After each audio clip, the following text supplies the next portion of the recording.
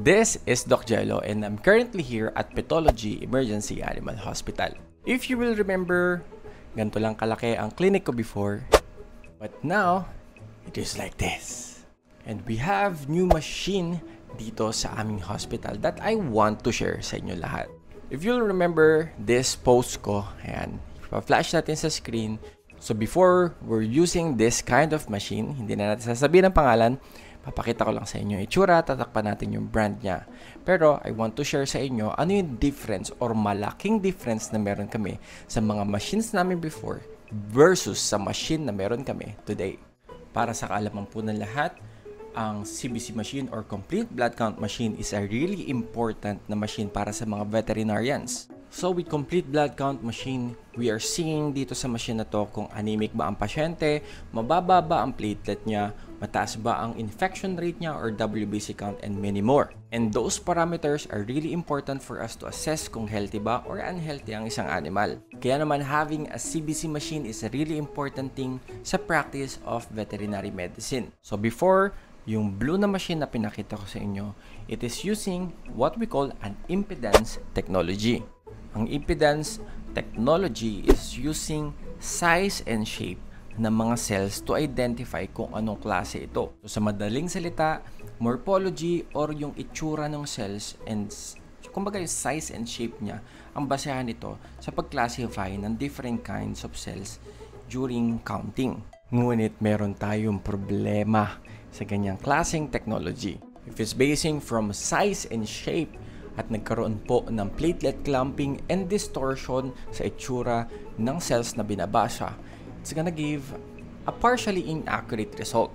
Again, from our old machine, it's still accurate but not as sensitive as this one na ginagamit namin ngayon. Pakita ko sa inyo. Currently, we are using IDEXX machine. Ayan. Actually, we have a care machine, yung kanilang Catalyst one. And this is the new one na meron kami, si IDEXX ProCyte DX. Itong new CBC machine namin na si ProCyte DX is using three kinds of technology. The first one is still the impedance technology, which is ang basehan niya is yung size and shape. Pangalawa is the gold standard ng complete blood count, which is the staining. Noong mga panahon po na wala pang mga ganito ka-advanced na machine, nung kami nasa college pa lamang, we're staining yung cell and then we're counting it manually. So, ina-identify namin yung mga cells, yan, isa-isa, binibilang namin. Meron pa kaming pinipindot na something like that to count it. So, the staining procedure is actually the gold standard or yung pinaka matagal nang pinapractice talaga. And that is the second technology na meron si ProCyte DX. And the third technology is the laser technology. Kaya naman mas nagiging accurate ang result at mas nagiging effective ito. With this kind of technology, it's kinda mas mahal talaga yung pag-avail nitong machine na to, and mas mahal din po yung pag-maintain ng machine na yan. But it gives us veterinarians, lalo dito sa pathology emergency animal, to have a really accurate result for our patients. Ito yung isang sample ng exam na ginawa natin dyan. Ayan, meron kaming screen dito sa IDEXX. And here, you can see yung mga values. Ayan. Within low, normal, and high. Nakita nyo, may mga low, may mga high. And it also gives yung interpretation kung bakit mababa yan. And if you will click each one of this, magkakaroon po siya ng explanation kung ano yung mga significant ibig sabihin niya, bakit siya mababa, no? Pwede niyang bigyan ng interpretation. Example tayo. Yan, no? Halimbawa, sa RBC niya, di ba, medyo mataas. So, may description siya. Meron din siyang sinasabi kung ano ba ang ibig sabihin niya pag below yung reference range, yung mga possible causes. Meron din kapag above yung range niya, anong ibig sabihin nun. So, meron din siyang mga references, kaya naman napakadali para sa aming mga veterinarians to review kung ano bang nangyayari sa pasyente. Dahil meron kaming kasamang reviewer dito sa machine.